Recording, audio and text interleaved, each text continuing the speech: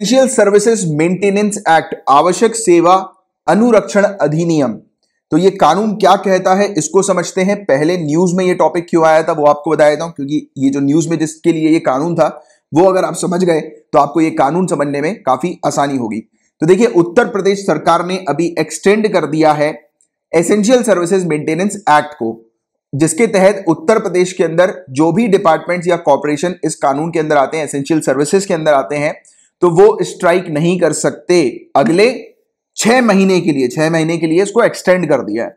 तो आपको क्या समझ में आ रहा है कि जो भी लोग एसेंशियल सर्विसेज ऑफर करते हैं, एसेंशियल सर्विसेज में क्या क्या आता है, जैसे कि पब्लिक ट्रांसपोर्ट, बस सर्विस हो गई, हेल्थ सर्विसेज हो गई, राइट, डॉक्टर्स हो गया, हॉस्पिटल हो गए, तो ऐसी एसेंशियल सर्विसेज होती हैं।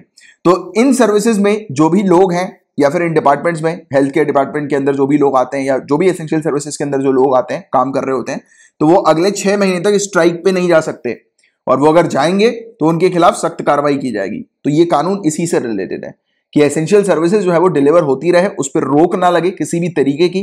तो इसलिए इस कानून को लाया जाता है। ये कानून बनाया गया था, बट ये कानून जो है वो एक्टिव होता है जब राज्य जो है वो उस कानून को एक्टिव करती हैं, लागू करती हैं, राइट। हमेशा के लिए नहीं होता ये कानून, राइट, बट ये कुछ पर्टिकुलर पीरियड ऑफ टाइम के लिए इसको रखा जाता है। मतलब जैसे सिचुएशन को देखते हो, जैसे आज की डेट में सिचुएशन कोरोना वायरस की हम लोग को देखने को मिल रही है, और इस सिचुएशन में अगर हॉस्पिटल वगैरह बंद हो जाए, हॉस्पिटल वगैरह या हेल्थ केयर सेक्टर वाले स्ट्राइक पे चले जाएं, तो लोगों के लिए कितनी मुसीबत हो जाएगी, है कि नहीं।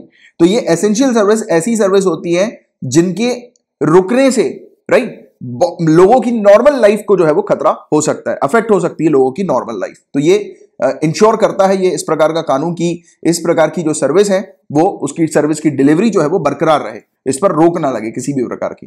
तो ये एक पार्लियामेंट ऑफ इंडिया का एक कानून हम लोग को देखने को मिलता है, essential service maintenance act 1968, right. और इस कानून के तहत टारगेट किया जाता है कि कोई भी व्यक्ति जो एसेंशियल सर्विसेज में है वो स्ट्राइक पे ना जाए, राइट। तो इस पर फोकस किया जाता है।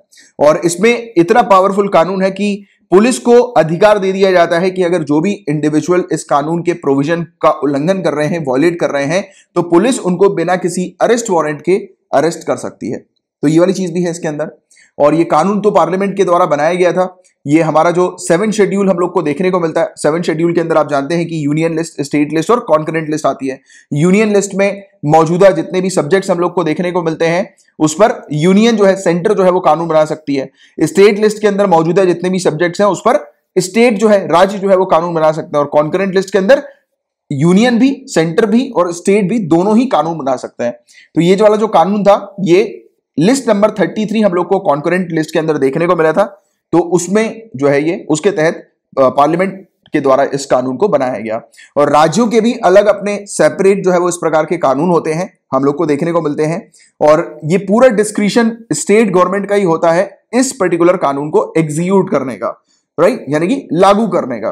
वो चीज मैंने भी आपको बताई कि ये वाला कानून जो है वो हमेशा एक्टिव नहीं रहता है, इसको राज्य जो है वो एक्टिव करती है सिचुएशन को देखते हुए। और अभी उत्तर प्रदेश सरकार ने इस चीज को एक्टिव कर दिया है। इसका मतलब है कि अगले 6 महीने के पीरियड के लिए, और यानी कि इसको एक्सटेंड कर दिया, ऑलरेडी एक्टिव था ये, अब और 6 महीने के लिए कोई भी इंडिविजुअल जो एसेंशियल सर्विसेज में है, कोई भी कॉर्पोरेशन हो गया, कंपनी हो गई, तो वो जो है वो स्ट्राइक पे नहीं जा सकते, राइट। तो ये वाली चीज है हम लोग को देखने को मिल रही है। तो ये था पूरा overall topic essential services maintenance act का। सिर्फ इतनी जानकारी आप लोग को होना सफिशिएंट है।